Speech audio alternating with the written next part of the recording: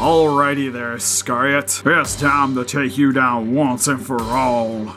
Duke, but you're the one that's going down. You and that ridiculous hat. You gotta be kidding me. You barely come up to my kneecaps. I think you just need to mosey on home, little guy. I'll show you, little. Oh god, he's biting my leg. Get him off. Get him off. Priceless. If it makes you feel any better, I didn't like him either. Not my beautiful legs! Here in just welcome to Super Report Reviews. My name is Steve, and today we're going over the Dai-Kaiju Series of the World Polaris, the Antarctic Dai-Kaiju. If you guys don't know who this is, I don't blame you. He is from a book, which actually I'll grab it right now. You can find this bad boy inside of the novel Big in Japan by Timothy Price. This is book number 2, Power, which you find out that this guy is from Antarctica. He is a Pangea monster. And his name is derived from the northern star that he pretty much gets his power from in the book. Which he is a ice monster, shoots like an ice attack out of his chest, which I think is actually really cool. And he helps the robot in the book, Duke, take on the giant robot spider Iscariot. And I thought this thing was just really cool for the most part, because initially I seen Robert Scott, who is the creator of this kaiju, which is the main reason I picked this up. If you guys don't know who Robert Scott is, he is the android M11 in Godzilla vs. King Ghidorah from the Heisei series 1991. And also done by Cass, which this figure is actually sculpted by, hopefully I'm not butchering it, Daisuke Nagata. Which I initially seen this on his Facebook, I thought was the coolest thing, because it's really neat to actually have somebody that actually played in a Godzilla movie actually making their own kaiju. Which to me, this thing just seemed like a must-have to get. And outside of G-Fest is really the only way I know of acquiring this figure. But I'm kind of rambling now, so without further ado, for the packaging, really love the picture on the front here, where it has Polaris right there with a nice snowy Antarctic background. Really like the kanji on the front of this, looks really awesome. Can't really understand too much else that's going on with this other than it's cast, copyrights, Robert Scott cast. Top of the packaging, pretty much the exact same thing going on. And then the rest of it is just pretty much white cardboard. Other than on this side is autographed by the man Robert Scott himself. So let's get this guy opened up out of his cardboard prison. Alright, so now that we got this little guy opened up out of his cardboard prison, which, yes, this guy is super tiny, but I kind of expected that with the size of the packaging. There's a crap ton of bubble wrap in there, so it seemed like it'd be maybe a little bit bigger. What you get when you purchase this figure is you get Polaris himself, and you get this little diorama piece, which what this is Mount Terror, which is like a volcano in Antarctica, where this guy gets to stand on top of it. You even get some little icy water there. It looks really cool. And just bring it in for a little bit of a closer look. So for the Mount Terror base, has a lot of really nice molded details on it. Because for the base and even for the figure here, it's made out of resin.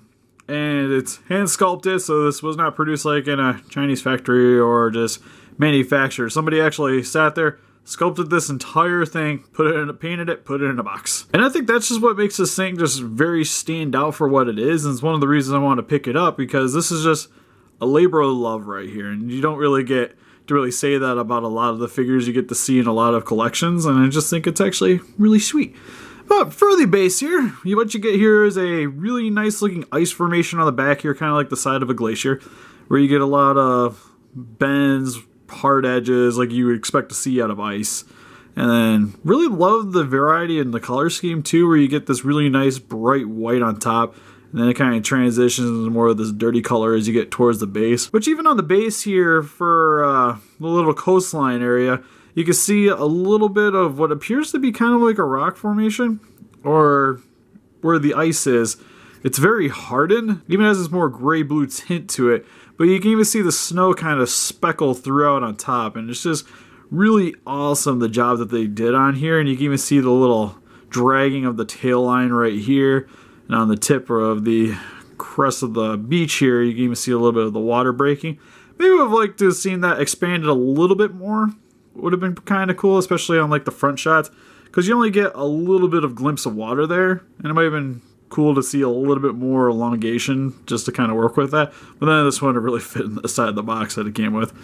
And then on the side here too, you get a little bit more of a ice cropping, which I think it's actually cool because if you look at this from the front, you get a really nice view of the little backdrop here, and then this little ice peak just kind of sticking out a little bit.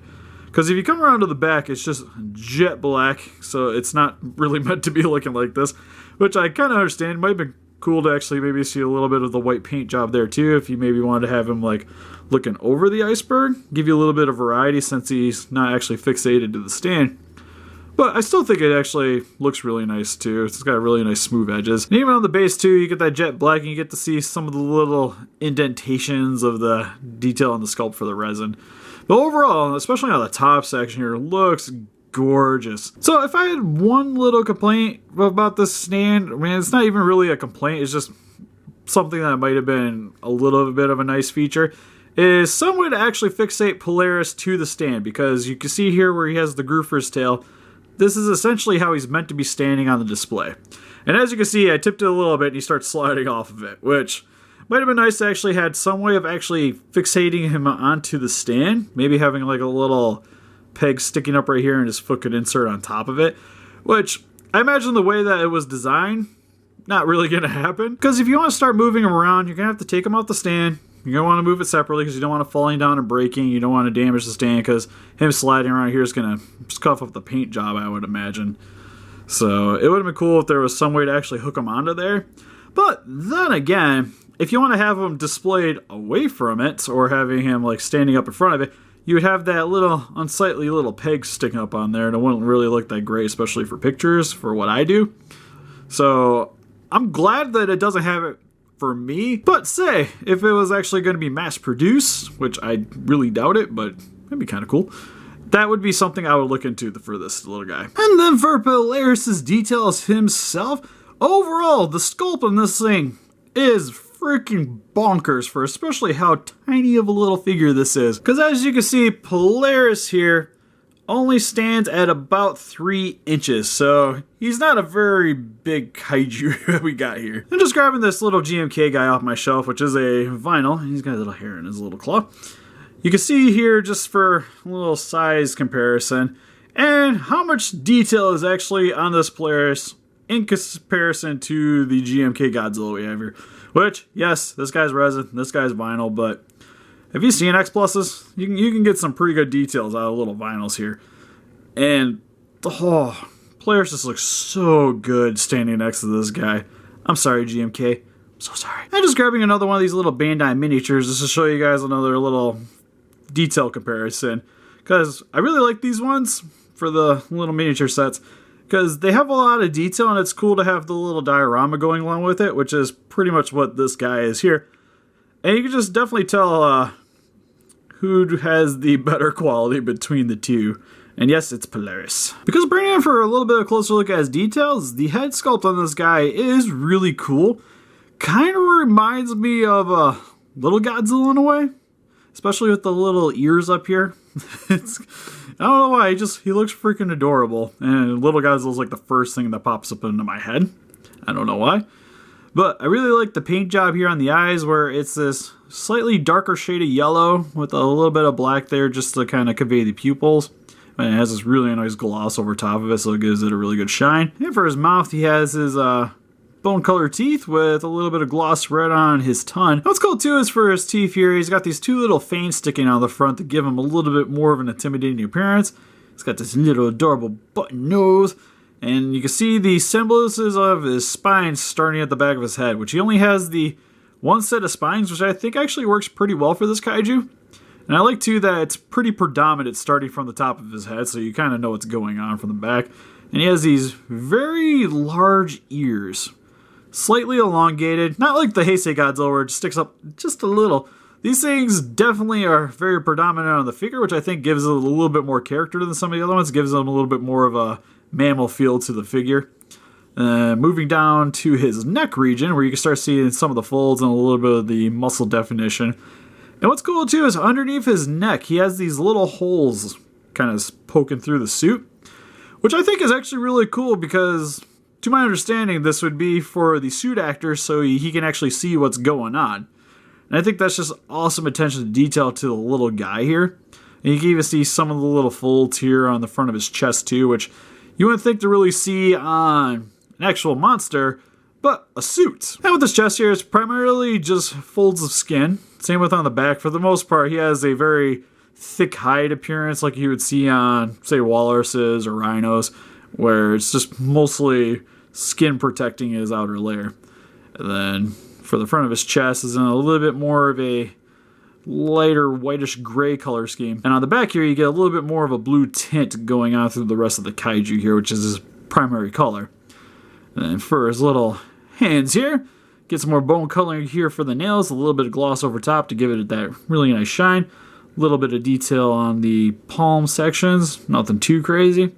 But I do like on the top of the hand, you get a little bit of that muscle definition going on, looks really good. And then for his little legs, you get a lot of detail here with the kneecaps standing up very well in this figure. A little bit of bulge here for his thigh. His feet only have 3 toes, with a little bit of gloss bone white for the nails section here. On the bottom section, not a whole lot of detail going on there, but you can see on the bottom of the tail, we have the Robert Scott cast copyrights. Now move down to his back for his dorsal spines, which are in a metallic gunmetal color. Which, one thing I will say about the kaiju, I maybe would have liked to have seen something else to give him a little bit more color variety for his dorsal spines, maybe something in a lighter shade. Maybe even something semblancing the glaciers here, just to give him a little bit more color variety and help to convey that this monster is actually made out of ice. Or not essentially made out of ice, but it uses ice in its attacks. And it's from the Antarctic, so it would have been really cool to see something conveying that on the little guy here. And with even the shapes too, it's very icy in appearance. So it would have been really cool to maybe see it kind of frosted, at least frosted in the white. Would have been a really nice little touch. But it does do the little Godzilla trademark where you have the smaller spines on the top, gets larger towards the back, and then starts shrinking as you get towards the tail. But once you get towards the tip, it does protrude up into a smaller spike protrusion to go along with its little web tail that we have here. Which I do think is cool, because you imagine in the water, it's going to give that guy a little bit more of a propulsion. And another thing to point out on the tail here too is you have that really nice suit actor bend going on here. So it pretty much flops on the ground and then just kind of stretches back. So there's not really a whole lot of action going on with the tail, but it does work very well for what's going on with the figure. And that's pretty much it for the guy. He doesn't have any articulation because he's just a little resin figure, so he's more closer to what you would get with an X Plus or even the smaller Bandai little diorama that I showed you. So for some quick comparisons, here we have Polaris compared next to some Bandai diorama figures with Godzilla with the Hedorah glands from Godzilla vs. the Smog Monster, and Godzilla from Godzilla vs. the Thing. And here's some other figures I acquired at G-Fest with the Movie Monster Series Shin Godzilla and the Godzilla Island Destroyer, the final one I was missing for the set. And because it is a Robert Scott figure, I'd feel kind of bad if we didn't compare it next to something related to his movie. So here we have him with the Estes Monster Arts Mecha King Ghidorah and the second production run Heisei Godzilla. And for some giggles, here is next to the X Plus reissue 30cm Titanosaurus. And just because, here he is next to the Estes Monster Arts Little Godzilla, just so I can kind of show off what I was saying a little bit earlier. And for our final comparison, here we have Polaris next to my Godzilla Room Coin, which you can only get by staying at the Hotel Gracery, if I'm not hopefully saying that wrong, in Shinjuku.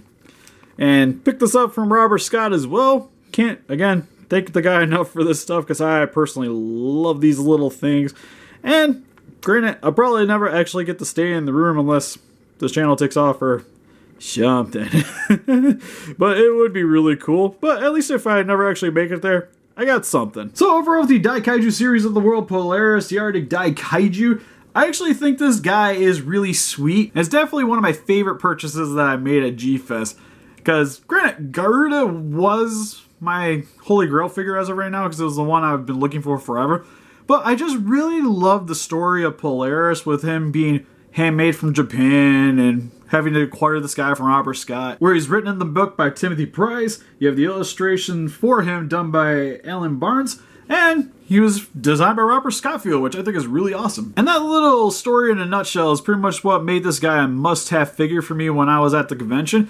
And I picked him up there for $60, which I think is perfectly fine for this, with it being a very limited run, being handmade. So even with it being a little bit smaller than most of the other figures in my collection, it definitely makes up for it in quality. So if you guys ever get a chance to pick up Polaris, I definitely recommend you guys snatch up the Pangea monster as soon as you can. But what do you guys think of Polaris? Have you guys read Bigger Japan, or is movies just more your thing? Please let us know in the comments. A little closer picture of this guy on Facebook. You want to click the link in the description below, and help us defeat those kaiju by hitting that like button, subscribe, become a ranger today, and see you guys in the next video.